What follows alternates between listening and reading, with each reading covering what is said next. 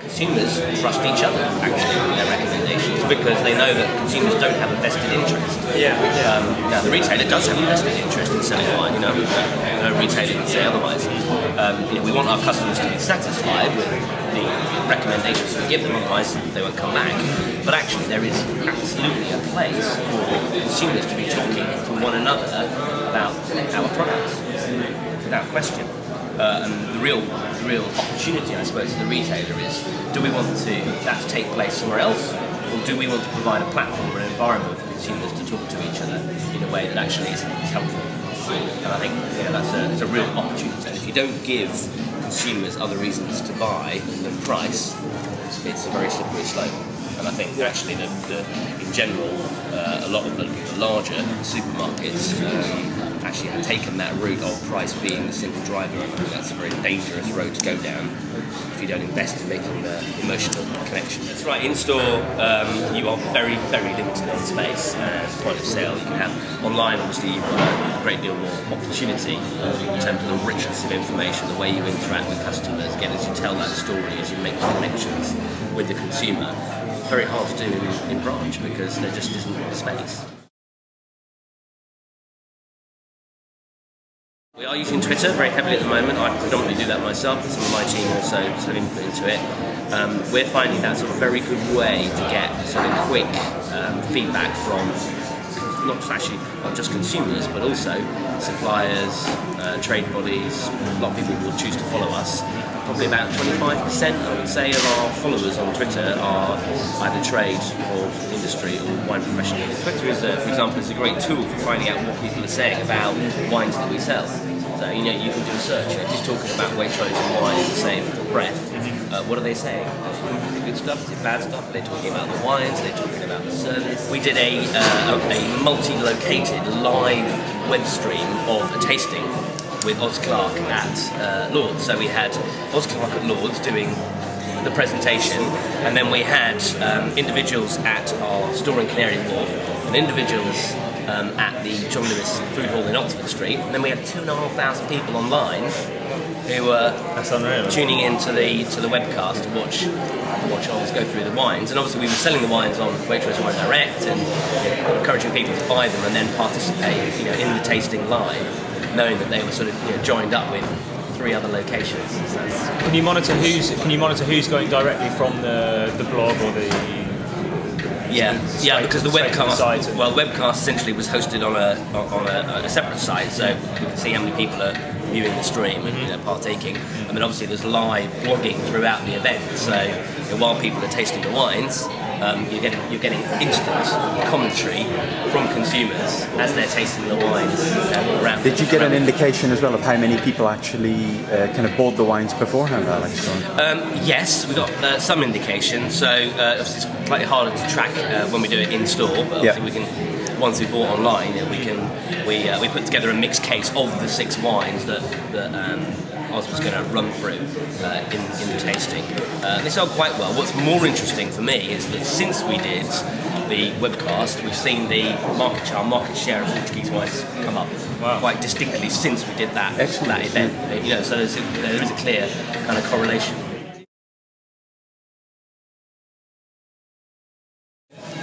One of the big challenges, surely, in any grocery environment is, consumers have a limited amount of time when they look at the shelves.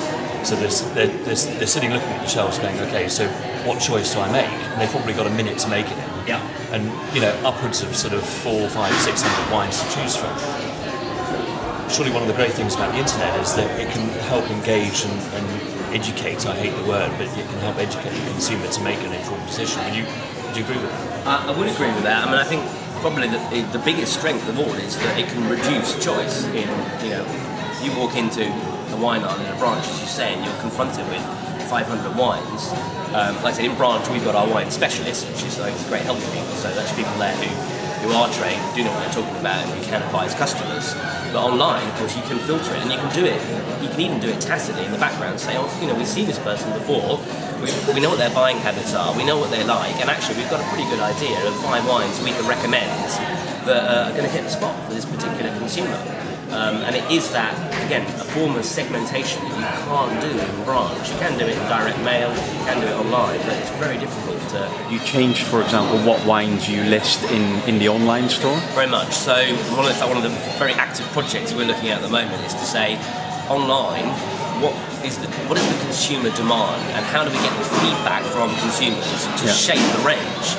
So online we stock the entire range of wines that the branch network covers. So the average branch will have between 400 and 600 wines. Online we have the full range of 1,500. But actually we said, you know what, we think there's more opportunity there. We can extend the range further. Now, there are ways you can do that. You can analyse your sales and say, you know, we're selling a lot of wine in this particular area, and we think there's room for another, £9 New Zealand Pinot Noir. But also, you can ask your customers, you know, what are you looking for? What are the type of wines that you want? You know, what do you enjoy? What things are you buying to eat at the moment? When are Waitrose.com wine sales going to outsell those of Waitrose shops? Not in the near future. So we are currently running at about between 12 and 15 branches worth of sales. We've got 230 odd branches, so it'll be a while. It's about 5%. About 5%. About 5% of sales, yeah. And I think that will change significantly over the next sort of 5 years. Part of that will just be more people are online, more people are comfortable with shopping online. I think the thing about choice and having tools to explore the category in a much more meaningful way will help consumers explore. And I think there's a real segment of explorers who just, I want to see what's out there, but I don't want to take risks that might lead me to something that I regret buying. I think mobile, interestingly though, could be a big factor in changing that. The fact that if you are in a branch and you've got access to information on you, ready access to it on you, then that behaviour may change. I don't think anyone knows really how much that's going to change. Do you think, for example, Tesco, I think, have now started with the wine app? Is that something you're considering? Or? Yeah. We actually were already talking to that company before Tesco, and we're continuing that conversation. And I think the ability to be able to use your phone to interact with a product, to record things that you like, in a very intuitive way, in an easy way, I think it's got a lot of scope and a lot of merit. So wine apps, mobile apps. I strongly believe that kiosks in store are going to be superseded very quickly, because a kiosk is big, takes up floor space or shelf space, it's going to be maintained, it's expensive. Everyone pretty much has a mobile kiosk in their pocket, without exception. With that shopping online, could there be made, or do you already have a wine suggestion? Say, I've seen that you've bought some duck today or some lamb today. Here's a wine that we suggest could potentially go with your ingredients you have in your bag. Yeah, I mean, food and wine matching can be a bit of a minefield, to be honest. I think that actually there are very few wines that are horrible with certain foods, and there are very few wines that are really amazing with certain foods. There's a lot of kind of personal preference in there. However, that's not what consumers want. A lot of consumers do want you to say, if you're having this dish, this recipe, this is the wine that you should be drinking. Now, it might be 20 that go with it, but again, that's too much choice. So it is about narrowing it down. So yes, we do try and match wines with our recipes. Waitrose.com has got over 6,000 recipes on it though. Yeah. So it's not a small work. You start off maybe having a more generic match, but to get right down to individual recipe level is a lot of work. Alex, thank you very much for your time. Where can we find you on Twitter? You can find me on Waitrose Wine.